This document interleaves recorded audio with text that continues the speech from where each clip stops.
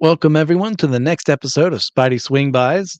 I'm your host, Christian Ashley of Systematic Geekology, and we'll be doing tonight Amazing Spider-Man 1. This is our second episode. I don't know if I'm going to keeping track of those. It's going to be easier until we get to the crossovers later on, so I might lose it along the way. I might just say it's whatever episode. I might say nothing. Who knows? I'm a, I'm a little exhausted right now. This is my fourth recording for the day. That I chose to do all of them, so I have no one to blame but me. As time has gone on, it's not even like four only that I've done this week. So we'll get through this. We're gonna have fun because I'm talking about something that means a lot to me, and that, of course, is Spider-Man. As we continue to go through his origins, continuing to build the universe around him. So why don't we just get the heck into it and start with Amazing Spider-Man 1. This cover is iconic. I mean, obviously, it's the first Amazing Spider-Man cover we ever get. Like, after Amazing Fantasy, we have a couple of months in between where, like, this actually sold pretty well. Like, what if we just make Spidey a regular hero? And they're like, sure, that sounds like a really good idea. And that's precisely what they did. So I'm also realizing that I forgot to put in my flash drive, which gave me all the info that I needed for Amazing Spider-Man 1. So I'm just going to go over to the wiki real quick, which is where I got my information from anyways, and rattle that off real quick before we get into the issue proper, as I'm stalling for time. There we go. Now, this is, like I said, Amazing Spider-Man 1. We have our writers and Stan Lee and Steve Ditko. This came out, release date was December 10th, 1962. The penciler and inker were Steve Ditko and Steve Ditko. A colorist was Stan Goldberg. The letterer was John D'Agostino, and I hope I got that right. And this is edited by Stan Lee. And the same is true of the second part of this issue, except that the letterer is John Duffy for that part. Now, what else was happening in Marvel at this time? Well, this whole month, starting at the beginning, because this was released the second part of the month, we have Journey into Mystery 89. Now, this is Thor. He's gone on a couple of more adventures since we last saw him appearing for the first time on last episode. And he goes up against the Incredible Menace. I forgot about this. The Incredible Menace of Thug, Andrew Thug Thatcher. This clearly great Thor villain that has gone on to multiple grand appearances along the lines. The answer is, I think he's appeared like maybe once or twice since then. A very forgettable issue. And I am doing my best to read these issues just to understand what's going on with Marvel at the time, so on and so forth. So that's it for Thor. Next up is Tales to Astonish 41, where Ant-Man Hank Pym is dealing with that unforgettable threat. I mean, I'm sure we're all thinking it right now. An interdimensional conqueror starts with the name K. Excuse me, with the letter K. Oh, who could it be? It's not Kang, because Kang hasn't appeared yet. It is the dreaded Cullen. Now, who is Cullen? Well, also someone who appears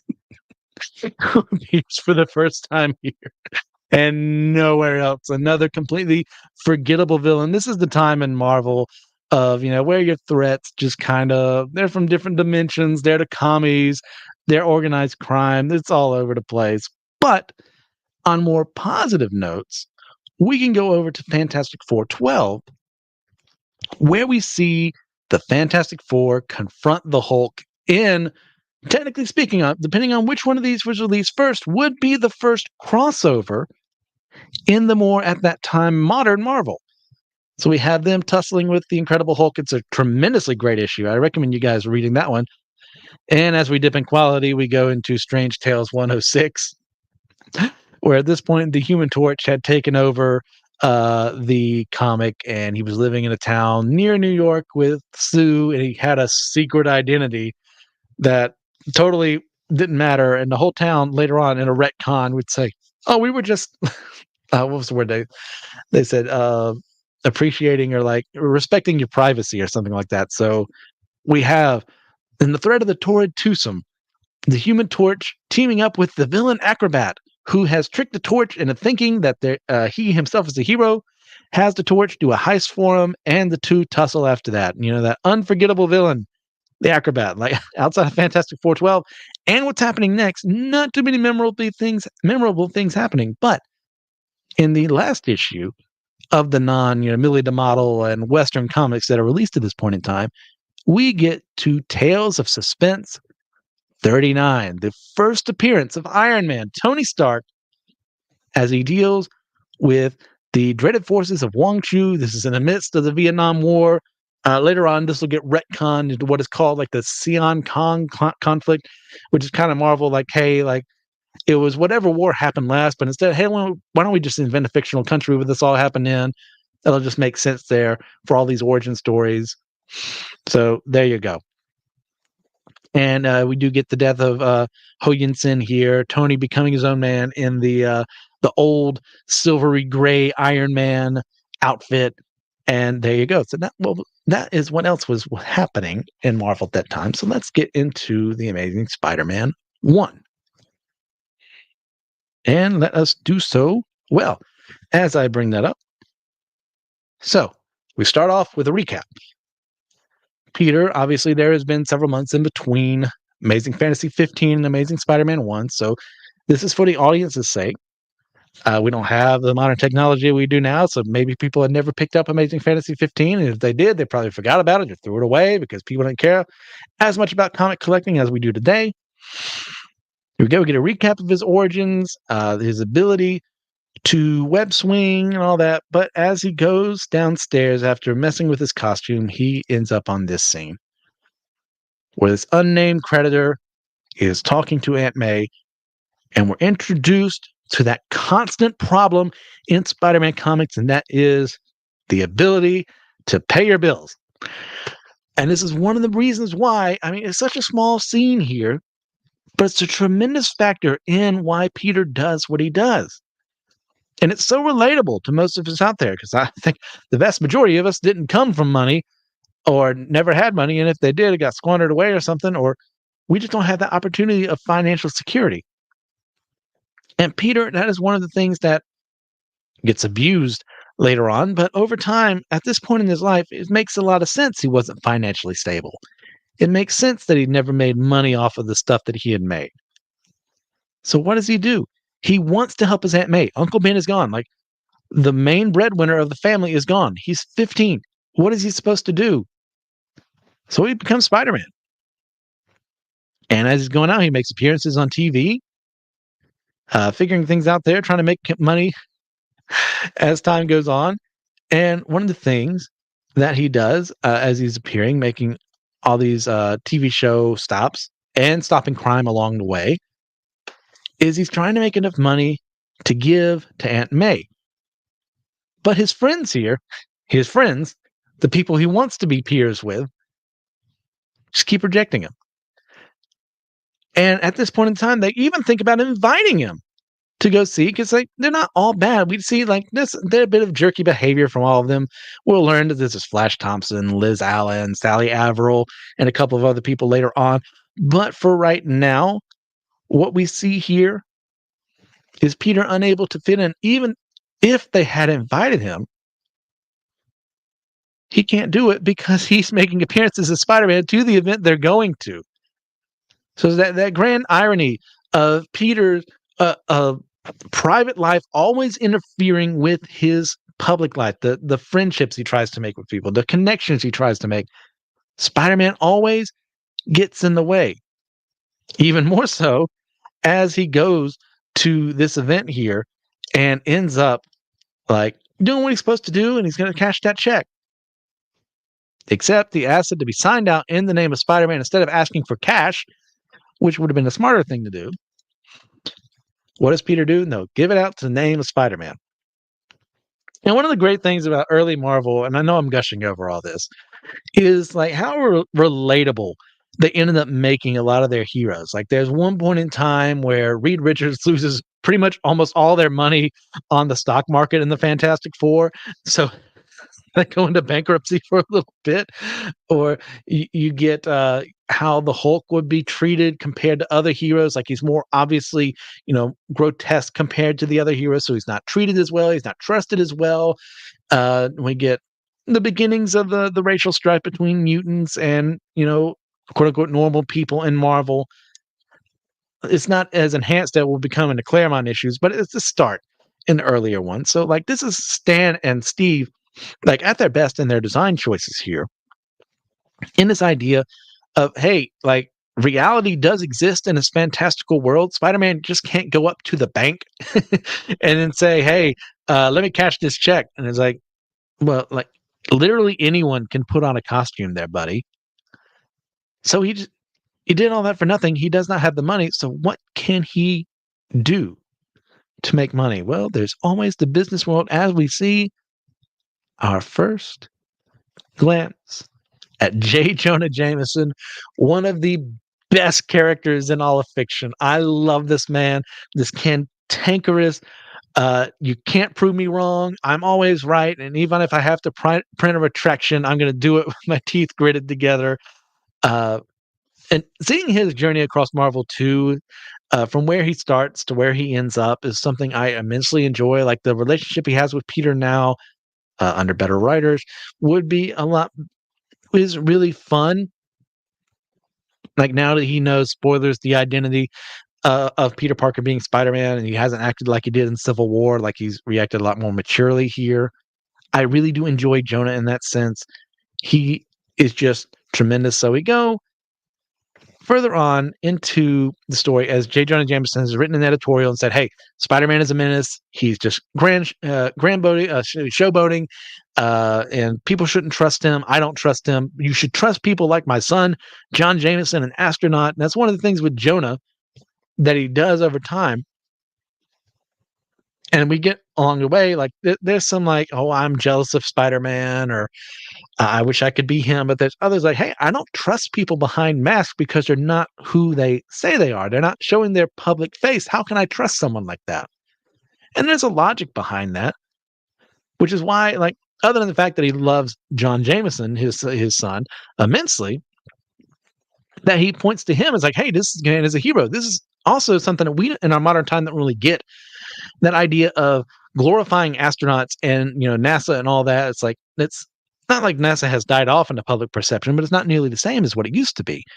So back in the day in 1963, when this or two, whichever one it is, I forgot. I already took off the wiki link. Whenever this is occurring, we haven't been to the moon yet. That's 69.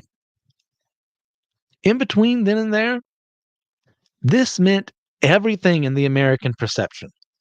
We've got to get into space. The Soviet speed is there.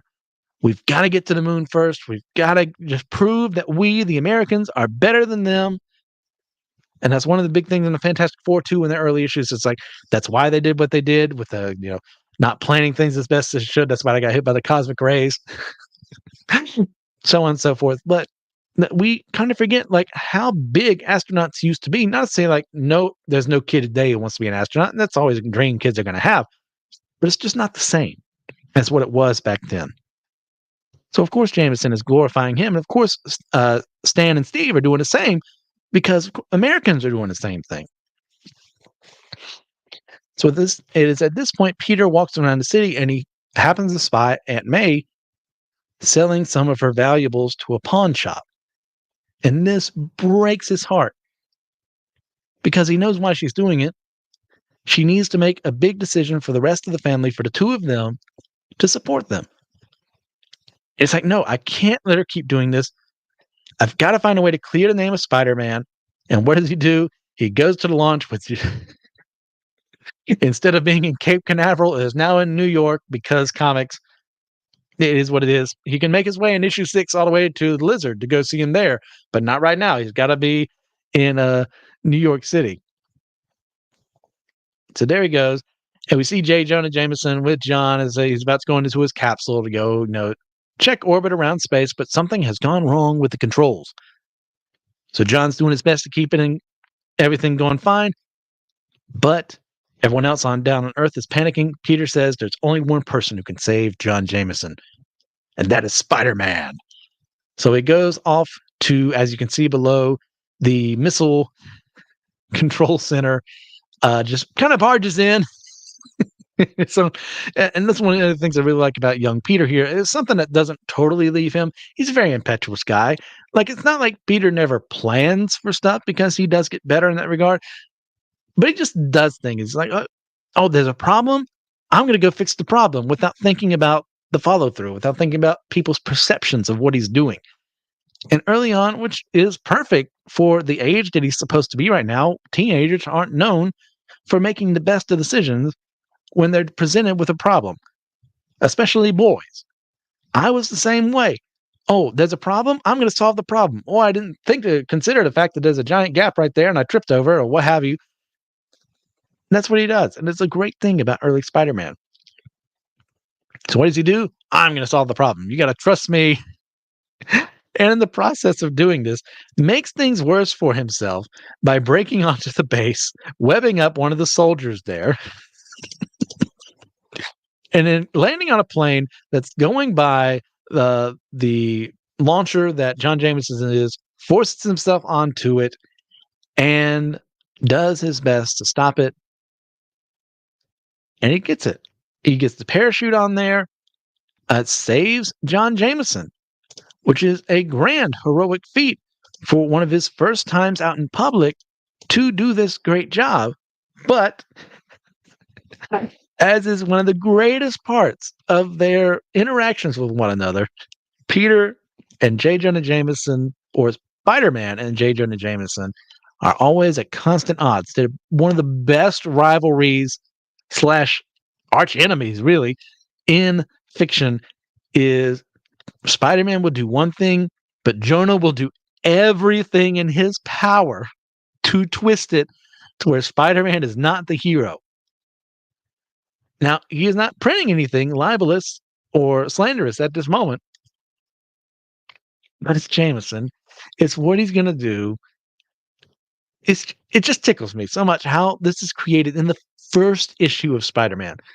Something that Stan will do later on, Steve will do later on, plenty of other writers will do later on.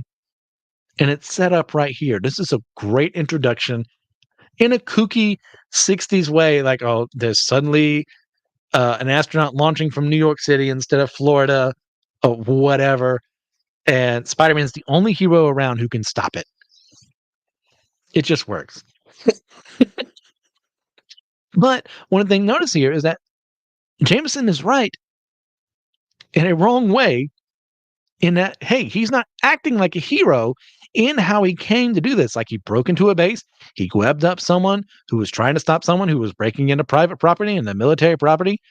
And in Jameson's eyes, oh, this is just so he could showboat everything to make people look at me. I'm Spider-Man. Could Spider-Man have caused this? That's a question to be asked. So even though we're on the side of Peter, we can see, if we're looking through with plain vision, oh, I understand how Jonah can twist this into his own ways, because there's a logical sense behind it. But some of the best Jonah takes don't always involve logic. Sometimes it's just anything that happens, it's obviously Spider-Man's fault. But depending on the writer, like, that can be done well, that can be done poorly. Right here, it's done amazingly. No pun intended. I'm going to have to think about that every time I say that word. Or spectacular, or sensational, or web of. As time goes on. Next up, we do have Spider-Man versus the Chameleon, the first appearance. And a very iconic look. And we'll get to this panel in a second. I forgot that I didn't have one there for what I wanted to show. So that's nice. Of the Chameleon, who has, for the time, a really good look. He's got the goggles that do nothing. He's got that almost, what's the word I'm looking for here? Like almost a mannequin kind of mask, like not with a little eye slits there. A really great villain. And we're also, of course, blessed with the fact that the Fantastic Four, or the cover isn't lying. They're actually going to be in the issue proper. Well, let's get there. What's happening? So Peter, who has obviously heard of the Fantastic Four, they've been around for 12 issues. At this point in time, they've saved the Earth multiple times from the Skrulls and the Mole Man and the Miracle Man and so on and so forth. Most recently with the Hulk. And what does he do? Well, I've got to go talk to them. Maybe if I go to them, I can make some money. And he's hyping him up in that very teenage way. Oh, well, they'll need someone like me. I've got my superpowers. I'll just be a natural fit. Tries to get in, fails to do so. And in this very impetuous Spider-Man way, swings a web line, walks over it where the people are bringing it up so he can break in to the Baxter building, which I think has been named at this point in time. I'll have to look that up.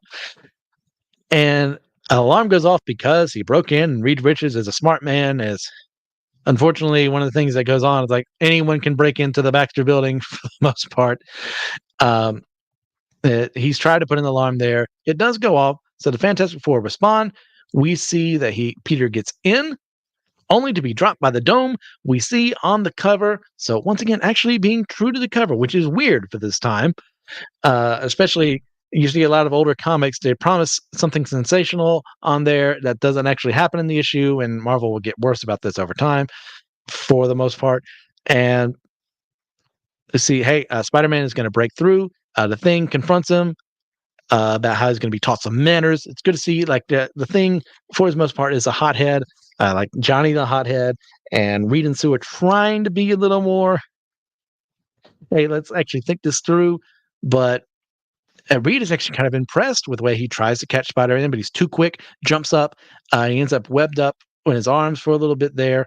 Sue tries to sneak up because at this point in time, the Invisible Girl, she would become the Invisible Woman later on in the 80s. Yeah, I think the 80s. She didn't have all the powers that she does today. So she was essentially token girl who could turn invisible, and she would solve problems on her own, but wasn't always utilized the best. Here, she has a smart plan. She's going to use a rope, but she doesn't know about spider sense. Spider-Man gets away from her, spins her around. Human Torch comes to go attack him. And in the midst of all this, Mr. Fantastic has had enough, grows in size, puts his giant hands down and says, hey, like, that's it. No more fun and games, fellas. Someone might get hurt. Now, suppose you tell us what we're here for. And this is another classic staple of Marvel Comics. Like, DC's done it plenty of times as well before. But if there's anyone known for the trope, let's you and him fight, it's gonna be Marvel, in my opinion. It's like, hey, what excuse can we have for Wolverine to fight Ghost Rider, or Darkhawk to fight Sleepwalker, or what have you? It's just whatever happens. So Peter is too impetuous. He doesn't ask questions. He just barges in. Oh no, could he be an enemy? They fight. There you go. So he reveals, like, hey, I came here to join you. I want to be a member of the Fantastic Four. And in a very, like, teenager way, this makes logical sense to him. I'm just going to show you what I can do, forgetting the fact that, number one, he doesn't know if they pay him anything, if they're making any money themselves, or this is not the best way to introduce yourself to a new boss. If Mr. Fantastic went with this. So he says, hey, I want to make money. And unfortunately, Reed says, Sue mentions it first, they're a nonprofit organization. And this has since changed as time has went on. They do make a little money. I think they realized, like, hey, they can't just be working for free all this time. They got to make some cash. But Reed does do a lot of scientific pursuits in the name of, giving generously to the community and stuff like that. So it makes sense. So Peter just leaves, and he doesn't hear, in this reality, he doesn't hear Sue say, wait, come back. But whenever we get to What If number 1, which came out in the 70s, so it'll be quite some time before we get there, we'll see what if he actually heard her say that. And he turned around and became a member of the Fantastic Four, eventually the Fantastic Five. Tremendous issue. There's some problems with it, but I mean, for the first What If issue, pretty dang good. I'm especially hyped up with that, with new What If season coming out next week. Yeah, I like to see what Marvel can do there with that too. So they're a little upset, like, oh, if only he had waited a little more. We could have asked him what to do, but it's too late. That is Spider-Man's first meeting with the Fantastic Four, and a great way for us to start that crossover there, to feel the shared universe. Now, way earlier in the 40s, Marvel had actually done it before with the original Android Human Torch and Namor the Submariner attacking New York City. Those are the first crossover together. Excuse me. But like in like the modern Marvel eyes, it is this and Incredible Hulk number 12, where we actually get like the beginnings of these people exist in the same reality. And we'll get Ant-Man later on, and Captain America, and Iron Man, and Thor, and a lot more as time goes on. But here, we are actually introduced to the Chameleon. And the way with typical Hollywood Marvel effects, he's able to create masks that work perfectly. They don't stretch, like they look like they conform to your face, so he can become literally anyone, which is a dang cool power for a spy as he's trying to get all this. As he reads a paper. This is so goofy. It's amazing. God dang it, I said it again. It's really good how this happens. We see the Chameleon later on, I say, reading the Daily Bugle. Of course, Jameson has continued his tirades against Spider-Man. Says, oh, well, maybe Spider-Man will make the perfect fall guy for what I have in mind. So what does he do? The perfectly logical thing. Since Spider-Man has the powers and instincts of a spider, I will send him a message that only his spider senses will be able to pick up.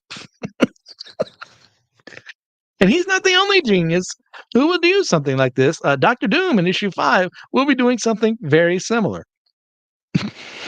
So he sends a message say, hey, Spider-Man, meet me on the Lark Building at 10 tonight. It will be very profitable for you. So Peter, who is once again strapped for cash, can't resist this. But the Chameleon, thinking ahead, what is he going to do? He's going to frame Spider-Man by dressing up as Spider-Man himself, does something in the dark to where it appears like he's using webbing from a little web gun that he's made, which, once again, it runs into that typical villain problem in comics. Says, hey, why don't you just patent that? You could have made some money, but instead you're going to do this heist and all these things. Like, yeah, sometimes Marvel does answer this and say, hey, we're already a convicted felon. I can't make money off of this. So that'll happen. But for this right here now, it's just continuing the ridiculousness and a very fun campiness of early Marvel that I really do enjoy. So Chameleon tries to frame Spider-Man, almost successfully does it. So Peter has to web up some cops to stop them from going after him. He realizes, I've been played as a patsy. So what does he do? He follows the helicopter where the Chameleon is planning to sell these missile documents, of course, to which dastardly fiends would be after this? Well, the commies, which makes a lot of sense. I mean, espionage is still a big thing today, selling state secrets or military secrets. And at this point in time, what were we most afraid of? Them finding our stuff and doing it better than us. So and people like to rag on early Marvel. You depend too much on the enemy communist threat. And I've joked about it before, but it makes a lot of sense. Like, comics are a reflection of our fears when it comes to the storytelling, like movies and horror. All that stuff that we're afraid of ends up becoming a part of the zeitgeist of whatever we put into fiction. And this is a perfect example of that. So Peter is able to prevent the Chameleon after he tries to use some sick moves in his helicopter to get him off of it. Only the land and the Chameleon is able to switch up into a Spider-Man suit to try and get people to think that which one is which. So what does he do? He also turns off the lights, says they can't see who's who, but Spider-Man, unlike the Chameleon, is able to get up and on the ledge in the dark figure out, okay, which of these guys is moving? Oh, it's you. I'm going to take you down. The cops are able to see, hey, this guy right here is the real one because he can leap up and down. The other just has a costume underneath. He's obviously the Chameleon. Spider-Man leaves. In a very sad fashion, it's like, hey, like nothing ever turns out right for me. I wish I had never gotten my superpowers. Like, that's another early thing established, is that Peter is so resentful of what has been given to him through these powers because almost nothing works out for him. When he tries to do good, something bad happens, or he gets framed. When he tries to make money, he loses it, or he has to give it to someone else who's more in need than him. And there's so many amazing things. I'm going to have to get rid of that notion. There are so many amazing things that happen in this first issue that just become a testament, not a testament, just become tropes in Spider-Man's life for everything up until now. Like the whole idea of him being seen as a threat and a menace continues to this day. Him struggling with money, which is something that shouldn't be happening as much. Not to say he shouldn't struggle with money to an extent, but he shouldn't be living, oh man, I only have $4 in my account every single day after what he should be making off the stuff he's made, but whatever. But we end with the Fantastic Four kind of looking at the newspaper and going, well, maybe he's actually evil. And Reed's like, yeah, I don't know. But one day we're going to have to, oh, excuse me, Johnny first says, oh, we don't ever have to worry about him. And Reed's like, won't we, Johnny? I wonder. And in the narration, we get and the whole world will have to wonder until our next great issue, which will be Amazing Spider-Man 2. I'm hoping next time to have Pastor Will Rose on for that one. I really look forward to that. If not, it'll just be me. I'll probably be next week, if I'm feeling up to it. It is getting closer to the Christmas season, so it'll depend on time. I'm amazed I got through that. I actually got a bit of a second win. So what do you guys think of this? Let me know below in the comments, like, hey, I like this about this issue, or I wish you had focused on this more. Or, hey, you're going to be reading about Amazing Spider-Man 2. Here's what I would like you to cover next time. Like, let me know in the comments below how you're feeling about the series, what you want me to focus on more, what you don't want me to focus on. Am I being too ranty? Am I not as focused as I should? Part of that is I lost my document, so that's on me. But hey, go ahead. How do you feel about Amazing Spider-Man #1? See you later, webheads.